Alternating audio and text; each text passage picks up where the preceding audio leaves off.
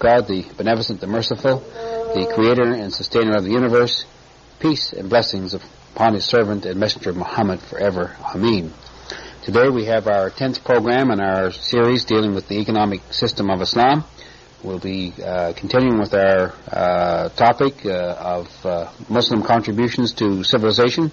More specifically, we'll be looking at the fields of geography, agricultural industry, and commerce.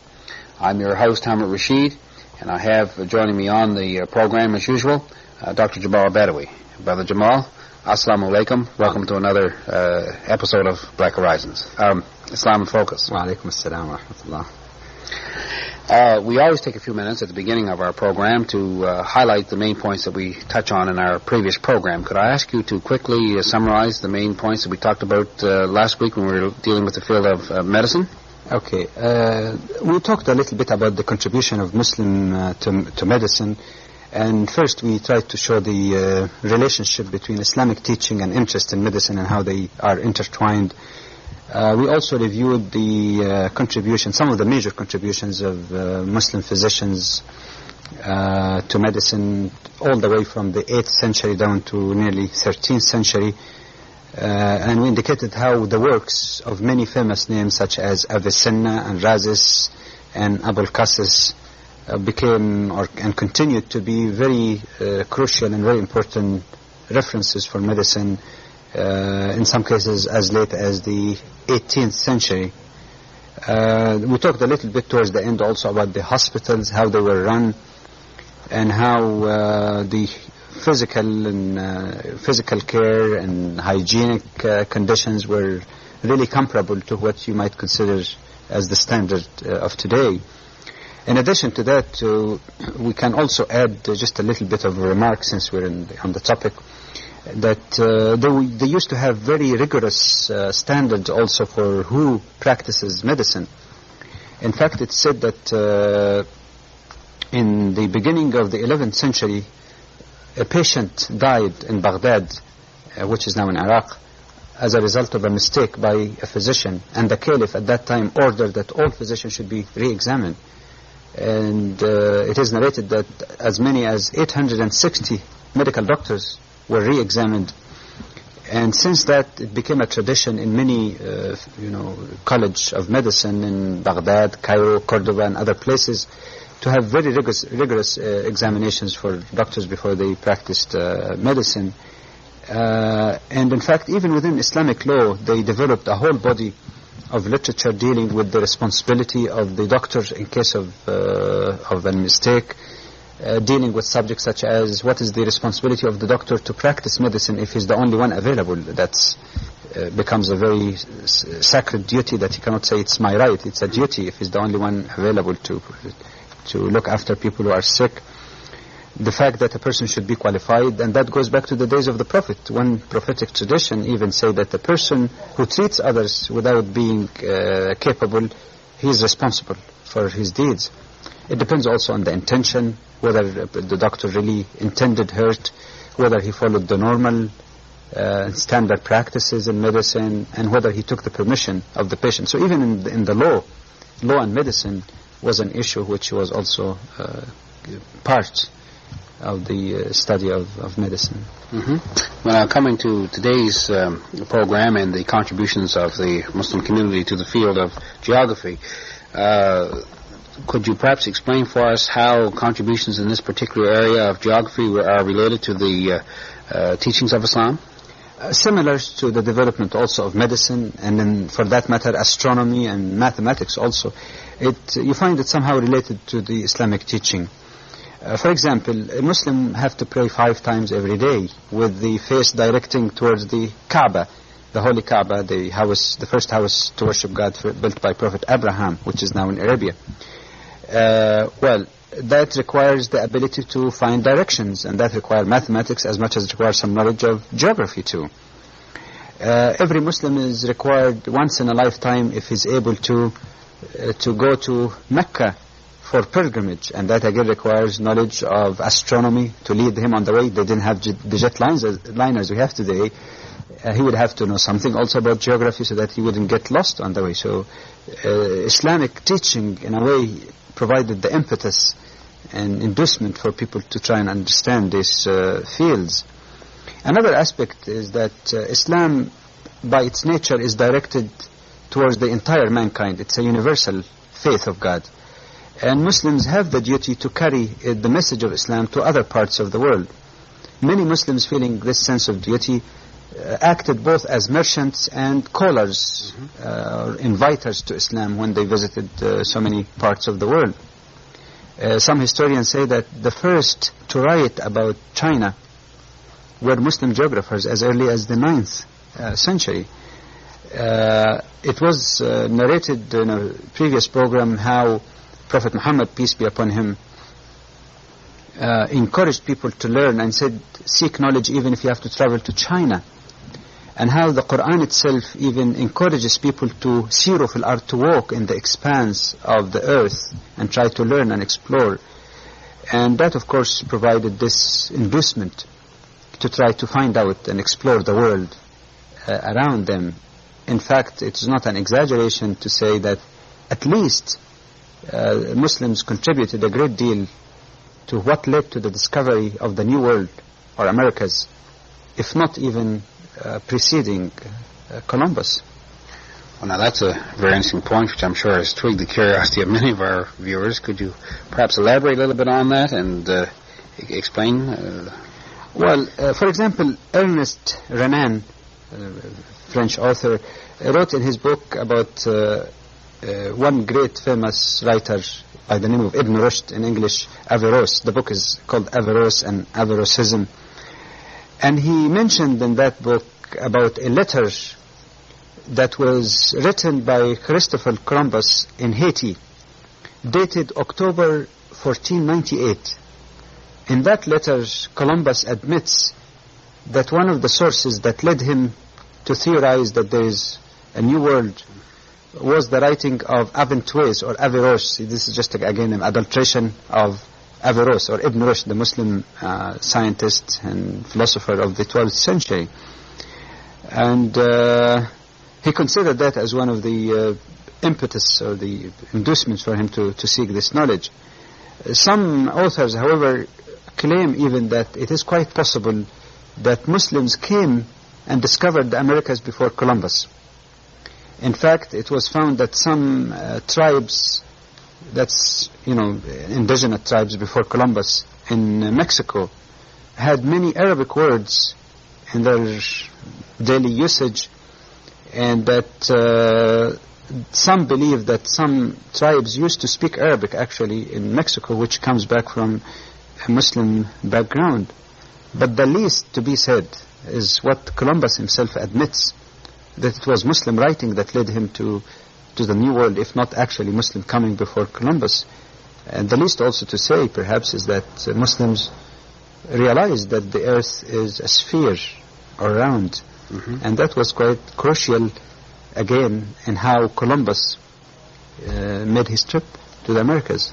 Well, I'm sure when you made mention of the fact that they contributed to the discovery, that it tweaked the curiosity of our viewers, but I'm probably they're even more curious about the mention of the fact that Muslims had been to America, perhaps even before Columbus. Is there there's a possibility of it? Is there any evidence to substantiate that point? And how far back did Muslims make this discovery? On the earth is round or a sphere? Yes. Well, it appears that this even took place before even the 9th century. I'll give you first some quotations and references to the Quran that seem to imply that the earth is round, and one would not be too far off assuming that some Muslims, at least if not all, some could understand or get some hint from these references. In chapter 79, verse 30 in the Quran, it talks about the earth, and it says, وَالْأَرْضَ بَعْدَ ذَلِكَ دَحَاهَا. The earth after that, God dahaha. Dahaha was interpreted most commonly to mean made it expanse or spread it out so that we can easily walk on it.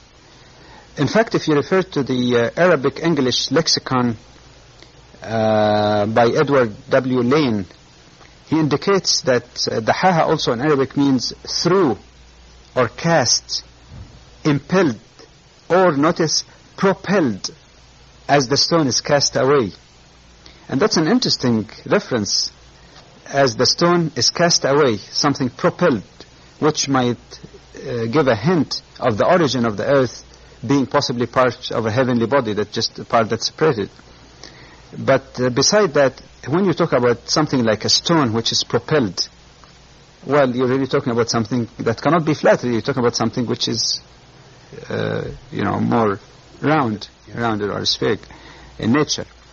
But there are certain verses in the Quran that's even more obvious than that, which some people sometimes misunderstood in the past also. In several references in the Quran, it talks about the earth being madadnaha, usually translated spread out. Like, for example, in chapter 13, verse 3, 15, verse 19, in chapter 50, verse 7. In all of these, the term madadnaha, or mad, is used. As Sheikh Sha'arawi, Muhammad Mutawalli Sha'arawi indicates, he said that this verses, in fact, is a clear evidence and a clear hint that the earth is round. Why? Because it means that whether you go to the North Pole, the South Pole, or to the equator, anywhere in the world, the earth still spread out before you. Now, if the earth was a square or triangle or anything of that sort, then you walk and you reach the edge and you fall. You see the point? But the fact that the Quran says that the earth is always spread before you, regardless where you go, it means that it's got to be round or spheric. In the Quran also, in chapter 36, a very strange expression is used. يُكَوِّرُ اللَّهُ اللَّيْلَ عَلَى النَّهَارِ. God yukawwir night over the day. Now, the word yukawwir in Arabic means something like wrapping something around a ball.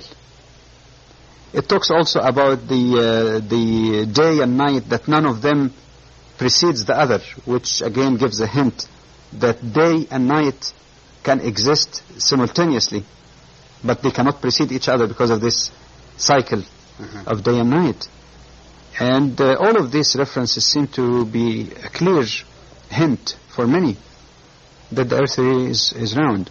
But whether this teaching were really interpreted as such or did influence the thinking of Muslim scientists, suffice to refer that as early as the 9th century, during the caliphate of Al-Ma'mun, that Al-Ma'mun himself made a geodetic measurement, that's measurement using also astronomical principles. He made that measurement of the earth, and he gave its circumference. Notice here the term, the circumference of the earth at 24,000 miles. Two interesting remarks here. See, when he's talking about the circumference of the earth, then he's talking about a sphere or round, yes. Exactly. In order to measure the circumference, exactly. The other interesting thing also is that the measurement that he gave, or estimate, was very, very close. It's just maybe about a couple of 100 miles off from measurements that's done with the most sophisticated tools, scientific tools available to us today. In addition to this, we find that, or in contrast, I should say, to this, we find that according to Draper, Europe, at the time when Europe was insisting that the earth is flat, Muslims were already teaching their students geography in their schools using globes as illustration of this teaching.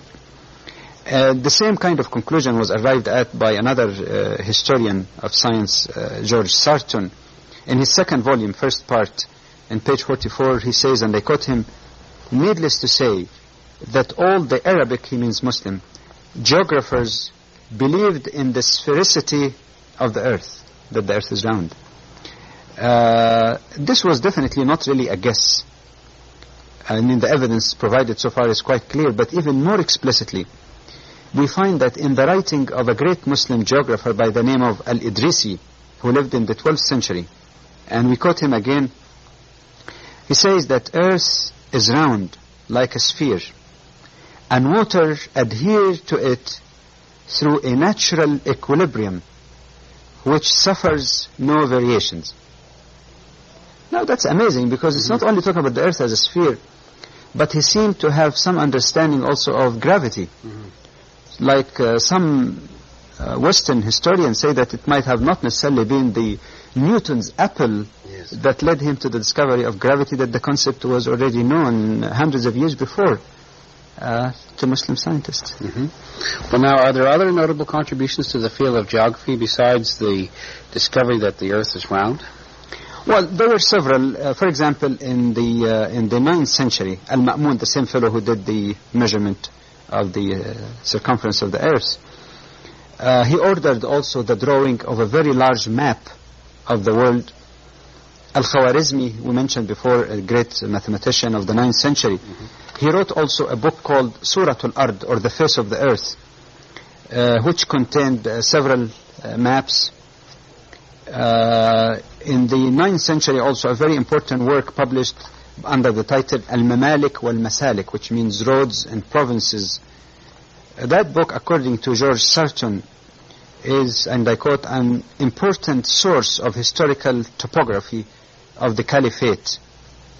And this book was translated as late as the 19th century, for example in French. Similar in importance also is a book by Al-Yaqubi of the 9th century.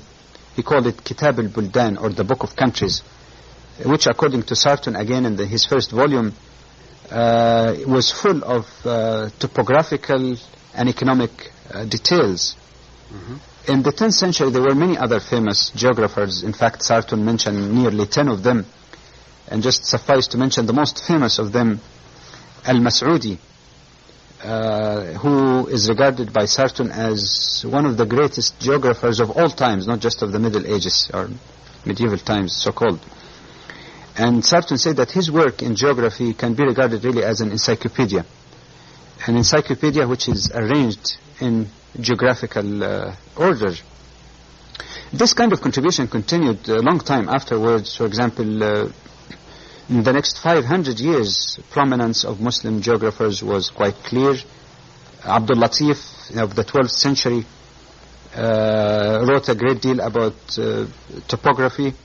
Al-Idrisi, the one we mentioned before, also of the 12th century, lived in Sicily, Muslim Sicily, and he was particularly good in the so-called cartography or drawing of maps.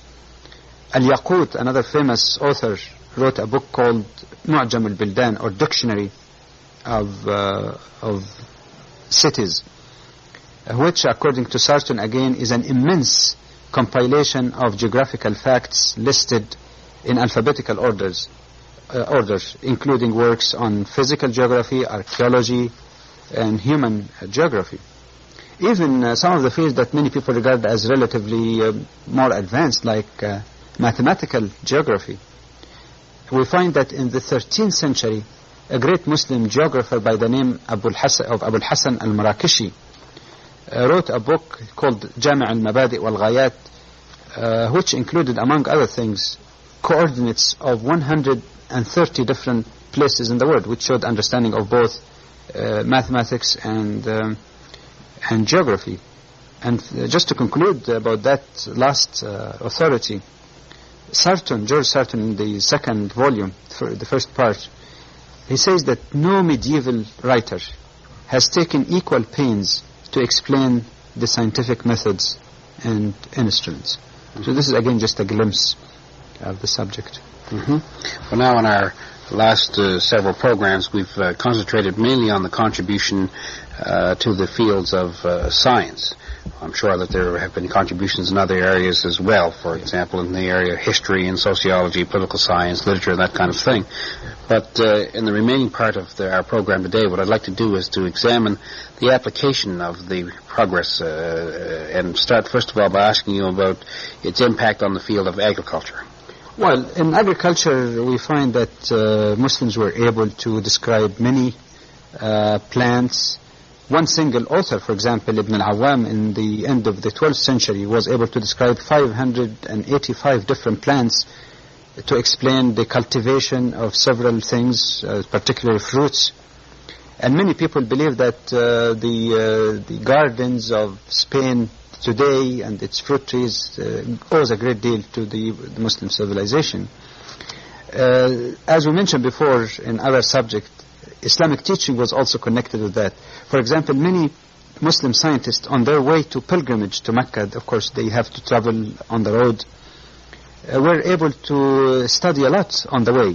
One of them by the name of Abu al-Abbas al-Nabati, surprisingly Abu al-Abbas the botanist. He used to go around the coast of Africa and the Red Sea on his way to pilgrimage and collect valuable information about different kind of plants. They were able also to apply that in a practical way in the area of irrigation.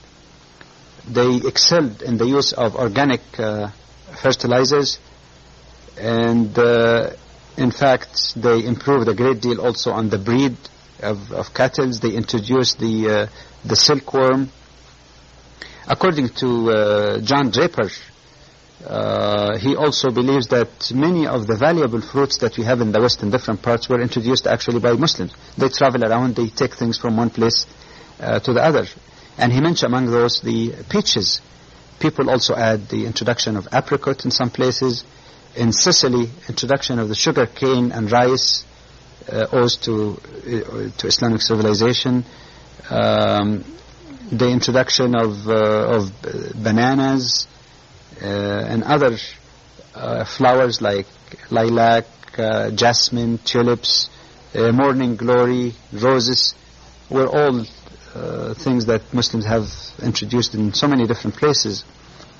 And in fact, in Spain, for example, during the Moorish Empire, Muslims were able to use artificial lakes to raise fish for food.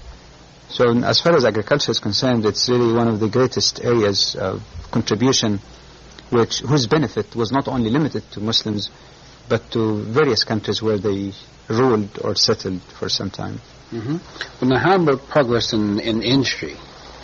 Industry, likewise, of course, if you have all this scientific development, chemistry and other fields, and you have this progress in agriculture, one would expect a parallel type of progress in industry too. But among the most important things were the manufacturing or the fabrics, and more particularly things like silk, cotton, leather, for example, like in Cordoba.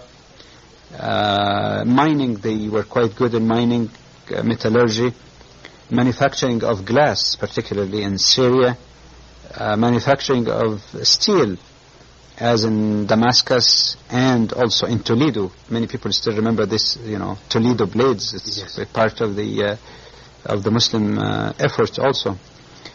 Because of their knowledge also of chemistry, they were able to apply it not only in medicines, as we mentioned in the previous program, but they applied that also in the extraction of incense, the attar of roses. But also because of their great interest in learning, they devoted lots of attention to the manufacturing or production of paper. Of course, you would not expect these great libraries and volumes without a local paper industry to go with it. It is narrated that the first factory to produce paper or paper mill was established in Baghdad towards the end of the 8th century, 794. And many historians also say that the term ream, this ream of paper, comes from the Spanish resma, R-E-S-M-A, which is based on the Arabic term ruzma, which means bundle. Ran Lando, in his book Arab Contribution to Civilization, gives an interesting story as how Muslims learned about printing. And he says that during the conquest of Samarkand in 707, some of the war prisoners knew about printing. So Muslims, instead of doing with their war captives as other people do, they learned that from them and benefited everybody from them, and they started spreading printing as well as paper making. Mm-hmm. Well, now, what was the extent of the involvement of the Muslim community in trade? Well, of course, the invention by the Muslims of the mariner compass, because of their knowledge of physics, definitely reflect a great deal of interest in trade. Many of the terms that we have in commerce today comes from Arabic terms. Tariff comes from ta'rifa. Makhazin is an Arabic word which means warehouses. And you know, in the French language, it's magazine. You know, the same kind of derivation. Some historians say that in one occasion there were as many as 850 commercial vessels, Muslim vessels, docked in the port of Canton in China. 850 at one time. That shows the huge commercial movement that was going on. Their progress in trade and commerce was quite wide, all the way from the shores of China and India, all the way to Madagascar in Arabic, and the African coast, from the Black Sea to the interior of Asia. There is no wonder then that we find some books even as early as the 10th century by Abu al-Qasim about the principles of trade and commerce. Yes. So even writing on the subject was there. As an evidence of the economic freedom under Islamic rule, we find that many people migrated from France to Muslim Spain because it was under Muslim rule, so there was more freedom. Many people migrated from Italy to Muslim Sicily, which was, of course, close to it. In fact, one contemporary economist by the name of Camille Castorina, she wrote a little paper which she presented in the 6th annual conference on history of economics in the University of Illinois in Champaign in May of 1979. And she mentions there that the subject really has not been explored enough, and there are amazing evidence of Muslim strides in this area. Could you, we don't have a lot of time, but could you perhaps share with us some of what she found out? Well, very briefly, for example, she says that there is clear evidence that Muslims were quite advanced, and they had a very good system of money and banking.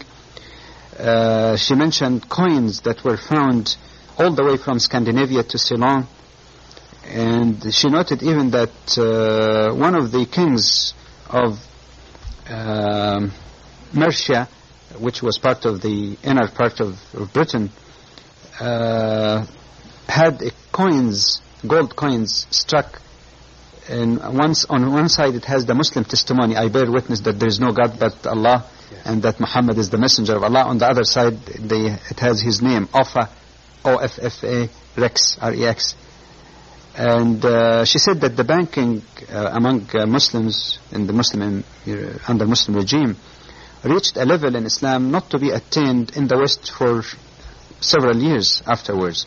The term check comes from the Arabic sak, and she mentioned, surprisingly enough, that there have been cases of people in the past using a very elaborate banking systems, even letter of credit, rather than carrying cash all the way from one place to the other. Mm-hmm.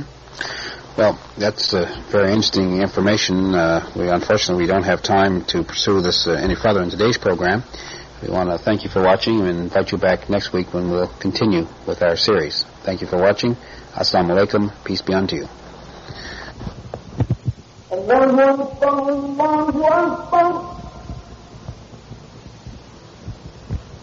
الله